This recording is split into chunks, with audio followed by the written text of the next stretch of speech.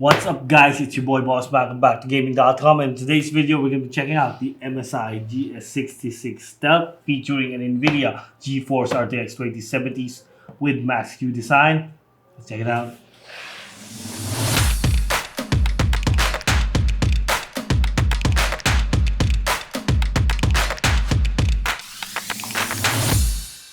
What's up guys, it's your boy Boss back to gaming.com, and we're going to be checking out the gaming performance of the MSI GS66 Stealth gaming laptop. This is an NVIDIA GeForce RTX 2070 with Max-Q design powered laptop. It also features a highly responsive 240Hz 1080p screen. One of the core elements of the MSI GS66 Stealth is its dimensions.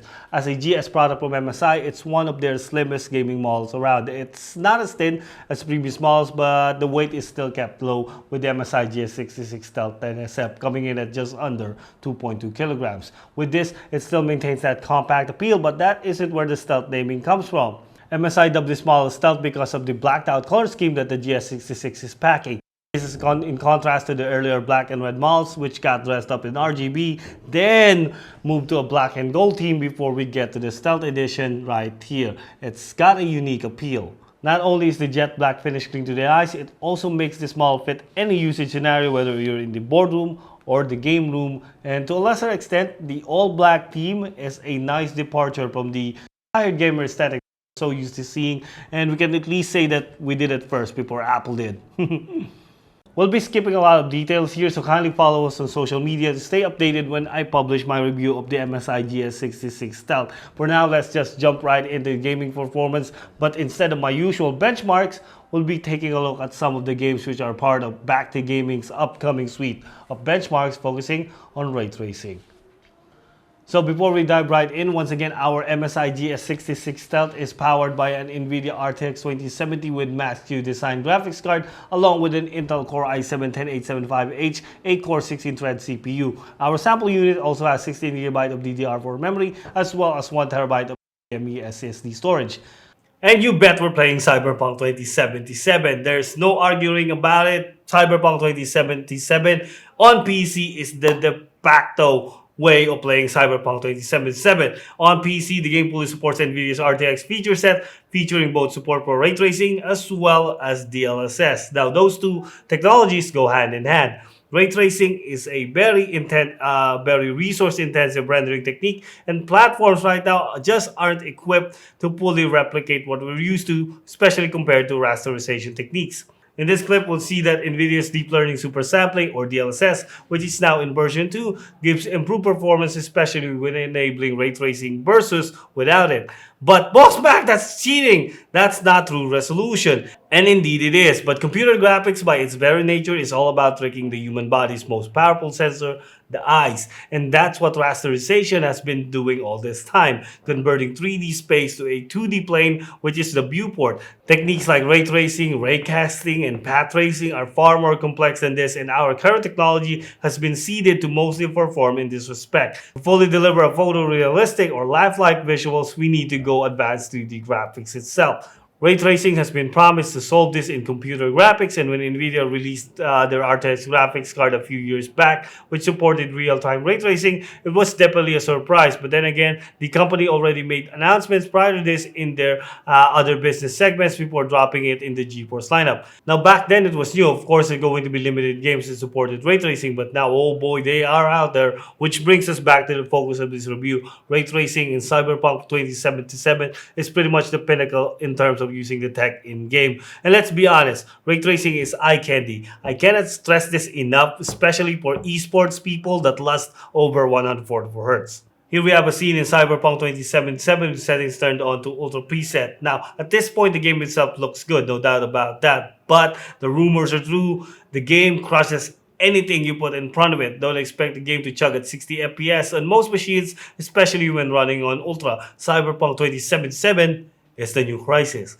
As mentioned earlier, ray tracing brings the game to life but does have a performance penalty. Thankfully, Cyberpunk 2077 also supports DLSS 2.0, which allows us to enjoy ray tracing Ultra Preset while still giving us a playable frame rate. Of course, this is a PC game. Feel free to tweak around the setting to see what works for you best.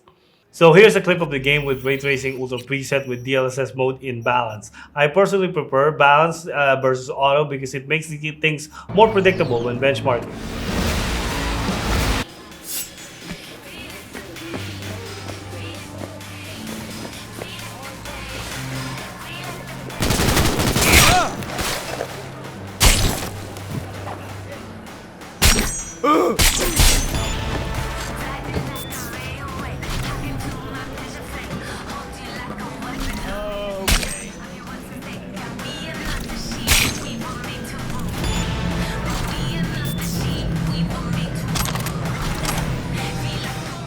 Moving on to another game released this year, we have Call of Duty Black Ops Cold War. I admit I'm not really a fan of how they do the reboots in terms of story. You really don't feel the same attachment to the characters like Woods in this game, but multiplayer is where it's at. Still, Treyarch did a good job advancing COD in terms of graphics this year, supporting NVIDIA's entire RTX feature list.